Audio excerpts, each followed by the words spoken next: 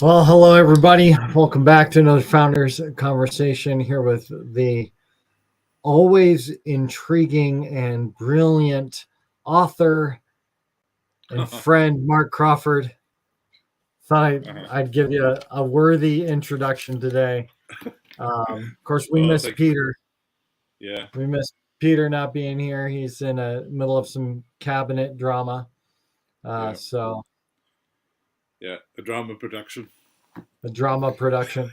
And he's in a cabinet. He's working on cabinets and just Yeah, doing a lot there. So we bless them and all the work that they're doing on their place. But yep. Mark, you got work going on in your house still, don't you? It's, if you hear some banging and some, yeah, they just turned up, still doing it. It it feels like the never-ending story. Right. Um, Yep. but I think that's what happens when you embark on something. So Yeah. um, Yeah. we'll Yeah. keep going, keep heading down the track and making progress and all of those sorts of Yeah. things. But It's it's good to get stuff done. yeah, it's just it, it's like anything, when you're going into the new, um, it feels uncomfortable. Mm-hmm. It feels uncomfortable with how things have always been. You don't want what you've always had. You do want something different, but then when you start to go somewhere different, it's a lot messy. There's mess around, as you're sort of heading in that particular direction, and um, so you got to endure some stuff, um, and keep looking to what it's going to be in the end, because the process, or as you Americans say, the process, um, the process is the journey to to It get is. somewhere. It Um, is. And I think that really, talking about process and journey, um, the one aspect of process and journey that we don't like is time, yeah. right? We want instant access to all the fruit now. Of course, Hmm. we know like it's not just like you plant a seed and the next year you have fruit. It takes many years for the Yep. tree to be viable to produce fruit. And Hmm. so time can be very difficult for us in our, especially in our instant gratification society. Um, but it's also like that's a stewardship thing. How we steward the time. What do we Yep. do with the time that we have? How do we invest? What do we do during this process? Right? We know Yep. we're going from one place to the other, but what are we doing with it? Yeah. And one of the things that I've been thinking about recently is an aspect of the kingdom, which I think is really sort of very much not just, maybe it's not even an aspect, or maybe it's the nature of the kingdom, which is increase, which is it It says is. Jesus, and the government should, on his shoulders, and should be an increase, or something along those lines. Um, The and increase of when his kingdom will never Yeah, end. yes, that's right, the increase of his kingdom. Thank you. But we see multiplication, very much a part of that. For instance, if you plant a seed, one seed for, say, tomatoes, you put that in the ground, then you get a bush with lots of tomatoes, and in those tomatoes are a lot more seeds. So Correct. there's Yep. multiplied. It's Yep. multiplied. Yep. The kingdom. It seems to me that everything is about multiplication. Yeah. It's like it's increase. It's all about increase. Everything about it is increase. Everything about creation is about increase. One could put 1,000 to flight. Two can put 10,000. That's not addition. That's not just and That's so exponential. Yeah. yeah, it's exponential. It's multiplied effect. Everything in the kingdom is about multiplied, and you go through it, you'll see it time and time again and time again. Multiplied effect. It's like the parables. Some of the parables, like Yeah. the parable of the king and prince in Luke 19, where he calls his servants together, 10 of his servants, and he gives them about $50,000 each, Mm-hmm. and says, "Hey, listen, trade with this, Mm-hmm. right? Do something with this to multiply it, right?" And so the first one, of course, does it, and he gets this, return, amazing return, like 100%, Mm-hmm. 1,000% return. Goes 50,000 into 500,000, and Yeah. when he comes back, the now king, he was a prince, but he's now been crowned king. So the king is incredibly it's great, well done. Now, because of that, I'm going to give you authority to rule over 10 lands, cities. 10 cities. Yep. Which that's a significant upgrade. That's a significant promotion to go from being a servant of the king to a ruler over 10 cities. Yep. But that comes about because there's the multiplication of that. But it comes about because he was, as the king says, because you've been faithful with this little amount, right? For him was a little amount. You've been faithful with that. Now I'm going to give you a whole lot more. And so we see that with 5, but it's really interesting because the one guy who was so afraid of doing anything, he was just like, "Hey, there's scams out there, and I don't want to lose any of this money, and I don't want to try anything." So he just says, "I just hid it until you got back. I didn't. He didn't even put it in the bank." Yeah.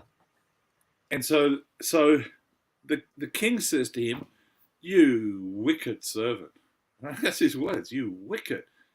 It's like, why he just kept the money safe for you? Got it back? No. In that king's mind, that was highly wicked. That was evil. Very evil. That was evil. That was in effect deceitful too, because he was saying, "Listen, I was just too afraid of everything." I suspect that if that servant had attempted something, and even if he had lost, a little bit of the money, I think he would have ended up still reigning over some areas. Mm-hmm. Probably, certainly not as much, but I don't think he would have been called wicked. Right. Yep. So the whole aspect is to do with stewardship, with an expectation of the kingdom's nature, which is multiplied effect. Mm-hmm. I mean, that's got to be supernatural, isn't it? It is, and you see this happen all over the place where the Lord honors faithfulness, right? He honors faithful stewardship, and one of the things that's always interesting to me is what God considers faithful stewardship is investment. Mm-hmm. He considers faithful stewardship is utilizing the resources that he's given you to further his endeavors, right? That's why in Corinthians, when Paul's talking about generosity in the famous passage on giving, it says that God will provide grace to the giver, to the sower, for every good work, because the reality of our investment and I'm not just talking about money, but it's a big deal. That reality of that investment is to have grace to further his kingdom. Well, and we get this exactly in the parable of the minas. You can't miss it here. It's like, actually, he's going to further and expand his kingdom with those who invest well. Yeah. So then that brings us back to this concept of what are we doing with our time? Because we're in a journey, we're in a process. The king is away. The king is going to be coming back. Yeah. And he's looking for faithful stewards with whom he will give some territory in his kingdom. Yeah. And to me, I think expansion and growth and taking territory from the enemy has everything to do with where we're investing. Yeah. Everywhere that we sow seed is literally uprooting the enemy's territory. Yeah. I was away last weekend, and in Were another you state. gaining a kingdom when you went away? Are you the king? Or you just I went to go get my No, kingdom? yeah. I went to get crowned. I went to a church, and uh, my brother and sister-in-law were at, and a very very prophetic church. It's just basically I was listening to the senior guy speaking, and I thought, yeah, you are so prophetic, because I could just tell, where he was going and all this stuff.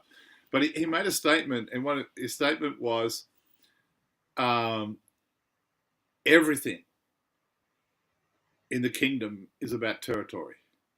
Yep. Yep. And it's like, and what's really interesting is that these guys heard about a church that was located in another part of the state, in quite a remote area within that state. It had been a mining town, and so this church in the 1800s, sometime in the 1800s, a revival had broken out in this particular region, and thousands of people came to Christ. Just amazing things were taking place.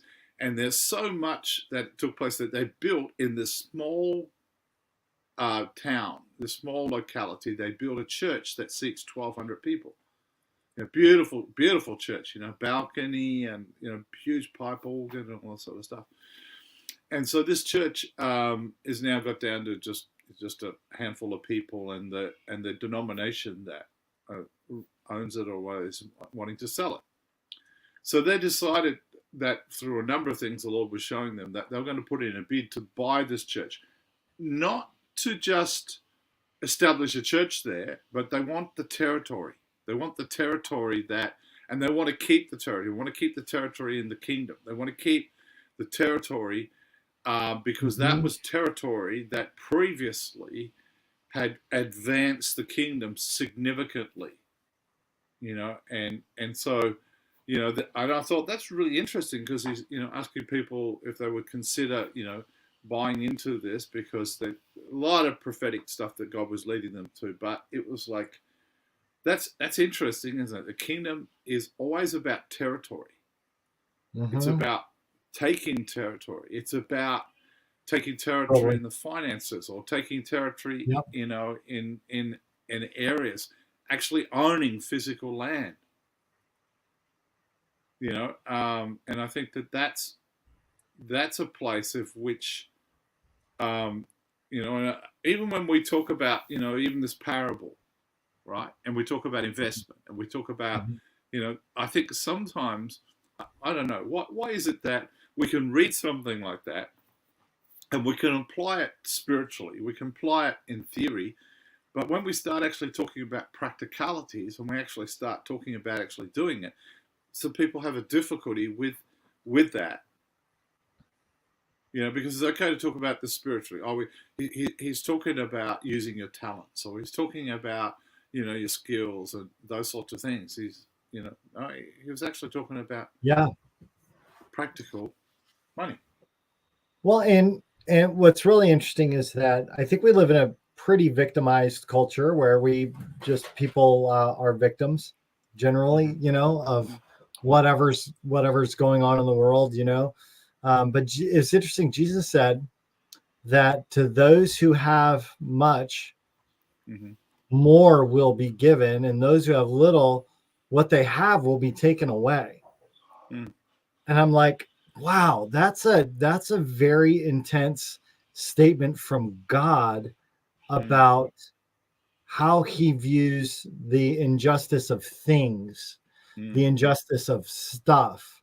He's more interested, I think, in the parables clearly state, he's more interested in those who are willing to take risks and steward wisely, which wise doesn't mean you don't take risk. Yeah.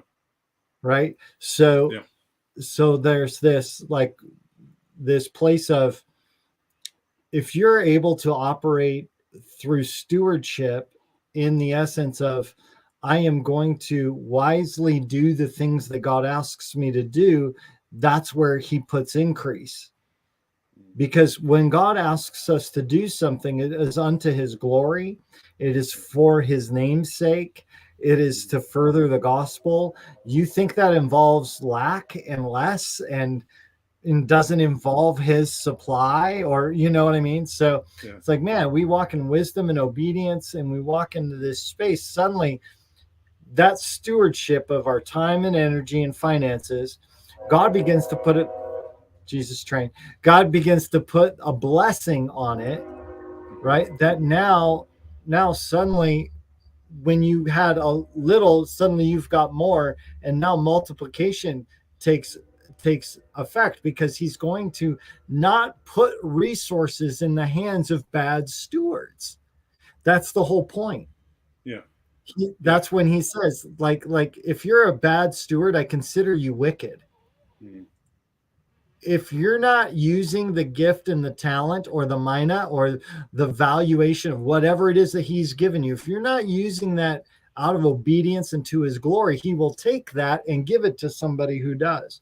A great story about this. One of my mentors, Dean Hackett, was in Czech Republic, Czechoslovakia, prior to the fall of the Soviet Union. And he was on a train and he was traveling into across the border from Russia into Czechoslovakia. And he was praying, and the Lord spoke to him and said, do you want this territory? Like, do you want it? You know? And he's like, yeah, I do. And he goes, just so you know, you're not the first person I asked. That's what God told him. Yeah. You weren't the first person I asked. And he was like, oh, like, well, he goes, there's people that are more talented and more gifted, but they weren't willing to say yes. He goes, but I know you're willing. You know, it's like one of those most humbling moments, you know, to know like, wow, okay, God considers me faithful and he's going to give me a territory. I mean, just a beautiful story. And they've established missionary work there, school of ministry there. They've established, his family lives over there, like it's his territory, right? God has done amazing things in Czech Republic through his family and his daughter who lives there now. It's just like, it's amazing. But it was like, okay, God was taking it from somebody who didn't steward it well and said, I'm going to find somebody who will. Yeah. Right. And that was that transfer that was like, oh, no, you're faithful. I'm going to give it to you. Yeah. Yeah. Yep. You know, of course, what we see with the third steward is that, the power of fear. Mm-hmm. And, he said, you see, I live in fear of you. And everyone knows you're a strict master and impossible to please. So, I think that was probably a mindset that he had, that he just felt like he couldn't please, because it seems that the other servants didn't have an issue with that. Well, isn't it funny that the parable's about 10 and we only hear about 3? Yeah. And was it verse 14 says that his citizens hated him. Yeah. You know, like the people actually that were of the king hated him, but yet there was 2 faithful out of 10 that we hear about. I just always found that interesting. I think out of all of those who are in the kingdom, there likely will, I think that how do I want to say this? Not many are actually faithful stewards. Right. though we strive to be, and I think all of us want to be, this guy likely felt blessed that he was entrusted with the 50,000 and yet was not able to invest it or do the thing that he needed to do with it. And I think that's we only hear about 2 out of 10 that did well. Only 2 out of 10 that did well. Yeah. And of course we got a drill in the background too. So yeah, I know. You got a train and a drill. yeah, come on. It's good all stuff. these things. But isn't that funny that Jesus in the parable kind of points to that Pareto principle, the 20-80 rule? You know, and it's pretty cool because the one got 10, the 5 got 5, and then the one with 10 got even more. Yeah. You know, which is, it's always interested me that how God sees things is really quite different, you know, than the world that we live in. It's like, well, you know, and it even says in it, how come you're going to give that from the one who did nothing with it, that 50,000? Why are you going to give it to the guy that's got 500,000? Because he's already got plenty of money, you know, and it's like, well, no, he knows how to handle that, right? He knows how to be a good steward, so he's going to be a good steward of that 50,000. Right, so his view is looking from stewardship. He says, I know I can trust him with that money. I know he's going to look after it well. I know that he's going to increase it. So why wouldn't I give it to him? You know, but yet the thinking of a lot of other people, that's not fair. You know, it's like that parable too of the vineyard workers. Yeah. You know, you got the guys who come at 8 o'clock in the morning and they work until 5 in the vineyard, and they get a certain amount of money. And then there's ones that turn up at midday, noon, and they work until 5. They get the same amount of money as the guys who've done the work, which is like, and then there's not fair. The last guy who shows up for an hour and gets the whole amount. Yeah. Everybody's mad at him.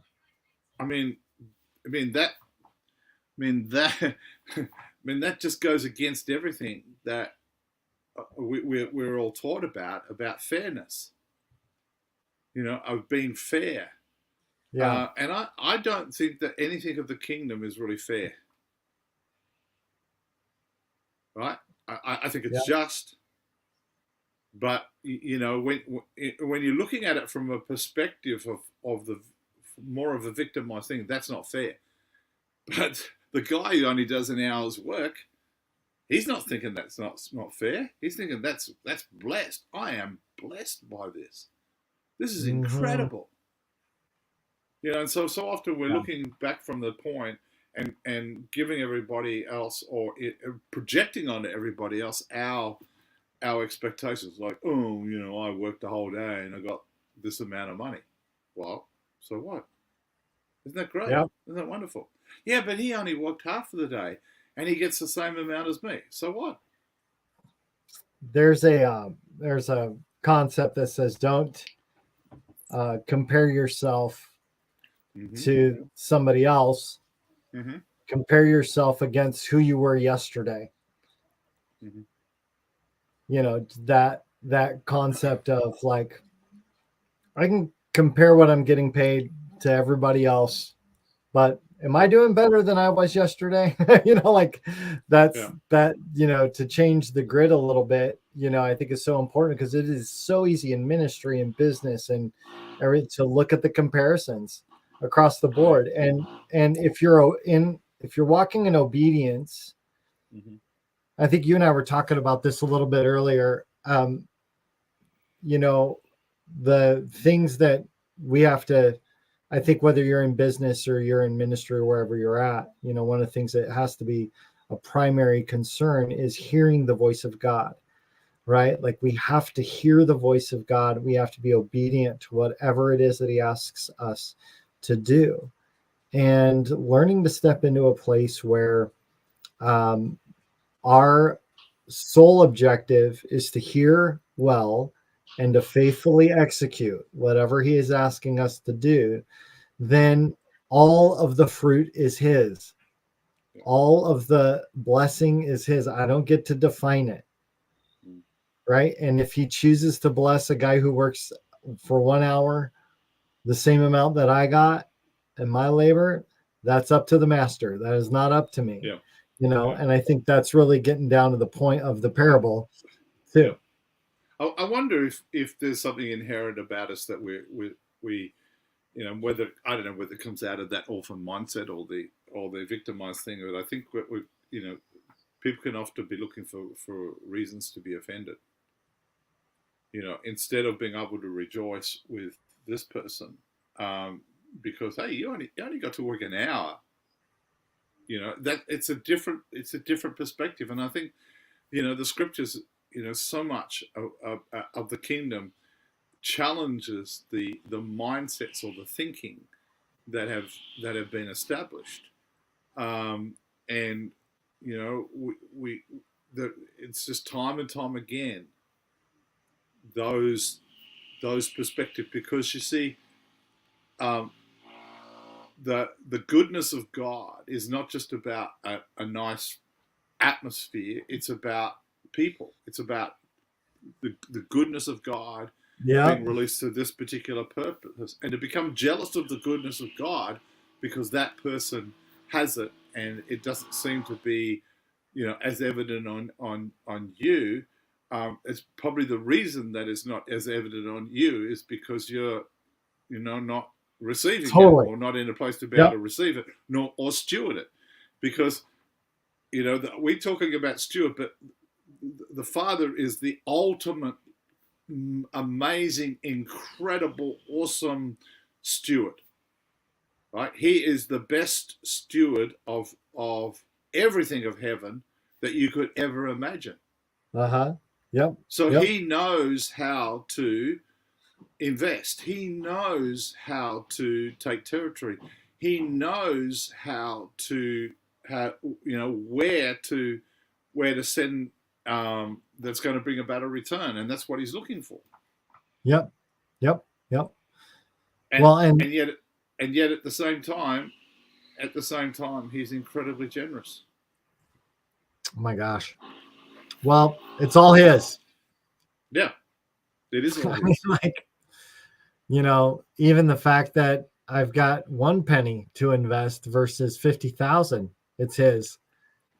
Yeah. And multiplication is such an amazing thing, because he'll add zeros where zeros don't belong. Mm-hmm. He does those things. I think God's really, I think in this season, I think talking about the parable of the minas, talking about stewardship, God is after our hearts. He wants us to let go of comparison, to let go of ambition, to let go of trying to constantly get more. No, we hear, we listen, we obey. There is no greater creative place to come up with ways to do what God asks us to do than in his presence. He's like, well, you let go and let me do my thing through you, and I feel like that's really what God's pressing into in the season, even talking about the process that we're all in, talking about this journey that we're all in. It's like, well, how are we investing during the time? Because it's about his presence and it's about the resources that he gives us. Yes. That's good stuff. I think, the challenge for us in coming out of this parable, or the very fact that in other places it talks about a 30, 60, 100-fold return, and recently I was just looking at the whole thing of compounding interest and all that sort of stuff, and I read about Albert Einstein, who said the eighth wonder of the world was compounding interest. Yeah. And a lot of people have understood that who've made significant amount of money, particularly banks. You know, There's still it's every major corporation. yeah, they understand the effect of that and what happens. In being disciplined in that sort of an approach. But everything about the kingdom is about multiplication. Mm-hmm. Even when it talks about as sin increases, grace abounds even more. That's multiplied. Mm-hmm. That's and you can go through and you can look at so many things that it's out of the nature of heaven. Is and so often, we think of we think of addition, which is just which is adding to, and Mm-hmm. that's okay, but it's not. Right? Negatively, we'll think, and which is where fear comes in. We'll think about subtraction. Um, you know, and of course, the church has been pretty good at division. But multiplication is it so reeks of the kingdom, and it's like about 5 loaves and 2 fish. A Mm-hmm. classic illustration of this multiplied effect of when heaven becomes involved in something and releases its nature, then that incredible feast that took place, and it was a feast out of Mm-hmm. such a very little amount, just a little boy's lunch. Or Simon Peter, who's fished all night, caught nothing, Right. absolutely nothing, Right. zilch. And then at the word of Jesus, Jesus says, "Okay, now I'm going to bring heaven and heaven's nature into this environment here with you, and you go fishing again." And he Mm-hmm. catches an abundance of fish. He catches multiplied upon multiplied numbers of fish, so much so that he had to get the other guys' boats come in, his other partners Right. come in and to help him with. So, we have these accounts that Jesus was bringing to us to illustrate that the nature of heaven is about multiplied. It's about multiplication. Yeah. And I think that when we start thinking of multiplied, when we start dreaming about multiplication, when we start looking for how do we take territory and how do we cause what we have to become multiplied?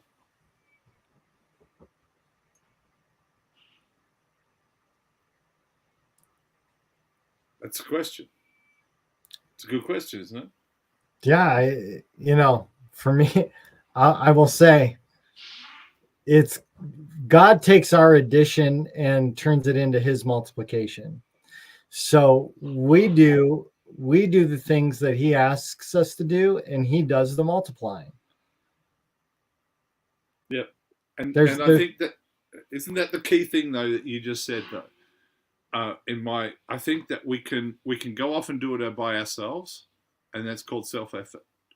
We can Yep. sit back and wait for him to do it, which is not going Yep. to happen either. It's a Right. partnership. He's Yeah. looking for working together, listening to what he's saying, doing what he's doing, asking him, talking, walking, working, operating in that. Because when we bring what we have and encounter him, is when we get the multiplied effect. That's right. It's good. It's pretty It's good. cool. Why don't you release that? Oh,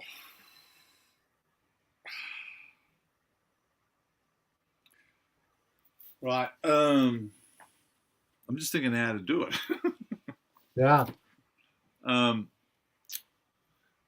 I really feel like the revelation of it. I really feel like the gripping revelation of that is really what the Father wants people to get hold of, where it becomes life to you, where it becomes like you see it and you understand it and you grab hold of it. I see, like there are, almost like doorknobs, Mhm. of um, like waiting for people to put their hand on and turn that and enter into the room of multiplication. Mhm. The Mhm. rows of these doorknobs, and it's just like those doors always remain the entrance place to multiplication, but it requires people putting their hand on it, turning that Yep. doorknob, Yep. and opening that door is the participational part of it. So I feel like it's available. I think it's there for people to grab hold of and to take, and to Mhm. step into the room of a revelation and experience of multiplication. And if nothing else today, that will stir up in the hearts of people this desire to Mm. take territory, take Yeah. territory, take Yep. territory, take territory. It's just rising up, and it's just gripping the territory. I'm a territory taking son of God, daughter of Mhm. God, child of God.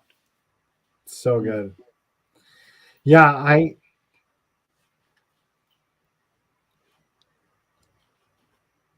I think that if we can be ambitious for one thing, if we can aim for his blessing in one thing, Yeah. it's just that we would be able to hear well. Mm, mm, mm. Yeah. So, Father, I just ask that you help us hear better and be more in tune with what you're saying, because you're the one who does the multiplying. You're the one who Yes. establishes how much we even get to invest. I mean, you're the beginning and the end of it. So, God, give us ears to hear. And like Yeah. Samuel, we say, "Speak, Lord, your servant is listening." Yes. Yes. Absolutely. Yep. Yep. Yeah. Awesome. Well, Amen. appreciate you, Mark, and look forward to seeing you on Life of a Seer this week. And that is Yes. tomorrow. Yes. It's tomorrow. Yeah. Tomorrow. And you've got Yeah. some special guests with you who tell us a little bit about what's going on tomorrow. Yeah. Well, we're going to have Daniel and my friend Daniel and Corey, two guys or two seers, young guys who really have learnt some lessons and operate in it. So it's going to be good to hear from them, because I think they're going to really do some things to bring some things. And when the three of us get together, there's always a power encounter. So anything could happen, and it probably would, and probably will. Malvina's recovering from little surgical procedure, so she's we release healing to her, Yeah. and Yeah. so Yeah. we're ready to go. That's going to be tomorrow at 5 p.m. Pacific time, That's awesome. and 10 a.m. in Australia Eastern Standard Time. So Awesome. on the next day, the Thursday. So that's going to be It's good. good. It's good. Well, we're excited for it. And yeah, we got some good stuff coming up. This is really good. Yep, absolutely. All right. Well, bless you, and look forward Bless to you too. connecting with everybody next Tuesday, as always. Yep. And we'll talk to you soon. Okay, Bye. great. Bye.